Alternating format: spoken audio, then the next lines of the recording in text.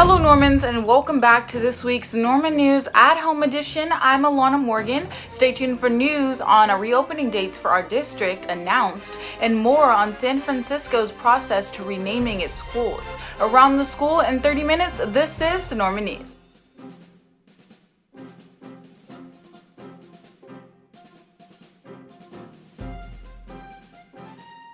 More vaccines are rolling out and schools are finally starting to reopen. However, we will talk about more schools reopening later on in this broadcast. Right now, we are focusing on a very important issue and topic. San Francisco's process to rename 44 of its schools is a big issue going on in our country right now.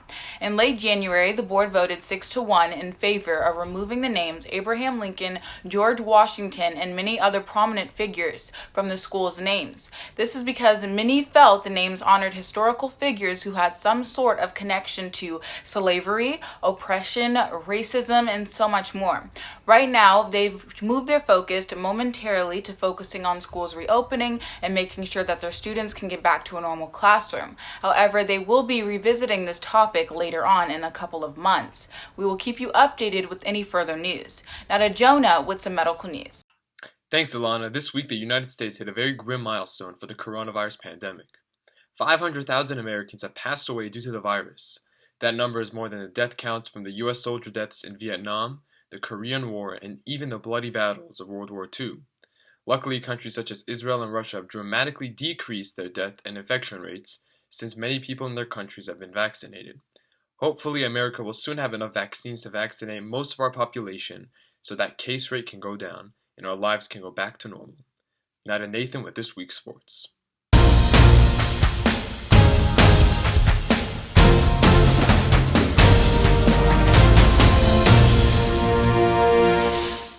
Thanks, Jonah.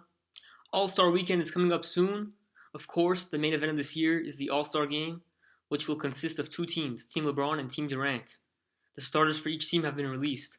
On Team LeBron, there is, of course, LeBron James, as well as Steph Curry, Luka Doncic, Nikola Jokic, and Kawhi Leonard.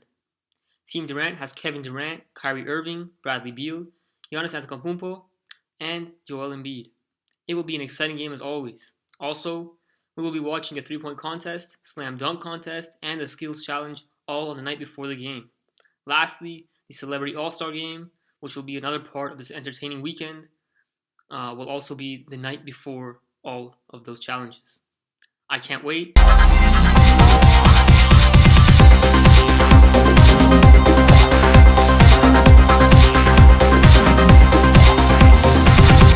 A United Airlines flight has recently made headlines after bursting into flames mid-air. The plane had 231 people aboard and was bound for Honolulu. The engine started having issues shortly after taking off, resulting in debris raining onto parts of Denver and the landing spot. Experts have revealed that the Pratt & Whitney engine on the airplane has had a history of similar occurrences. Around 3 years prior, a fan blade broke off one of the engines during a United Airlines flight over the Pacific Ocean. Just this past December 2nd, fan blades broke off the same engine on a Japan Airlines flight from Naghi to Tokyo. Both of the described flights were able to safely land with no injuries. Experts say that the airplanes affected have built-in safety features to prevent the plane from crashing after such a malfunction. While some states throughout the U.S. have no travel requirements that need to be followed to enter, other states are completely banning people from entry. Many states, however, have opened for entry with necessary travel requirements. A few states will allow entry depending on where you are traveling from. Some states that are opened with travel restrictions may require you to self-quarantine for 10 to 14 days upon arrival.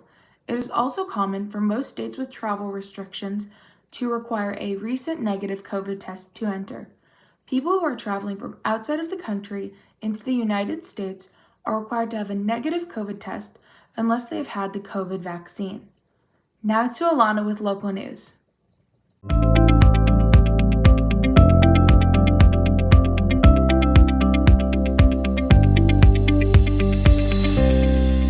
Thanks, Natalie. Our district has officially announced the reopening dates for elementary.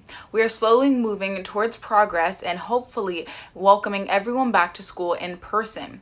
The announcement stated that grades kindergarten through second grade will return March 4th of 2021 and grades 3rd through 5th will return Monday, March 8th of 2021, alongside stating that the BHUSD admin will notify you of which program your student is in as of March 1st. We will keep you updated with any more information following the return dates for other grades as well. Now to Jonah with some more school news.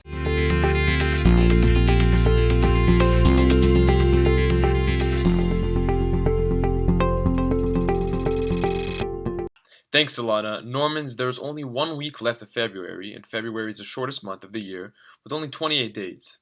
Interestingly, last year was a leap year where February had 29 days rather than the regular 28 days. Since we are heading into March, we are getting closer to our AP exams, which will be different this year due to COVID-19. For the first time ever, there will be 3 days to take the test, 2 in May and 1 in June. Our school will most likely be taking all the tests in June, since that is the day to do it online. Now to Natasha with this week's weather forecast.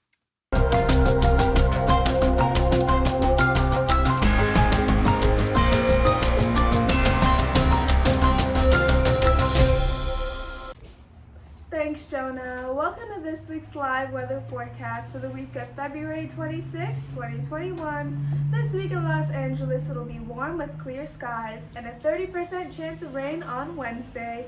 The average temperature is 72 degrees with a high of 75 and a low of 68. This afternoon, we will see a high of 75 and a low of 50. Saturday, temperatures drop to 68 degrees. Moving into Sunday, we'll be expecting a high of 70 and a low of 50 degrees.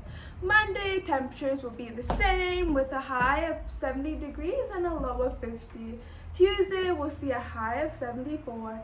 Finally, on Wednesday, temperatures will be in the low 70s. Thank you for watching this week's weather update. I'm Natasha Jadidolahi, and have a great week. Now to Grace with Health News.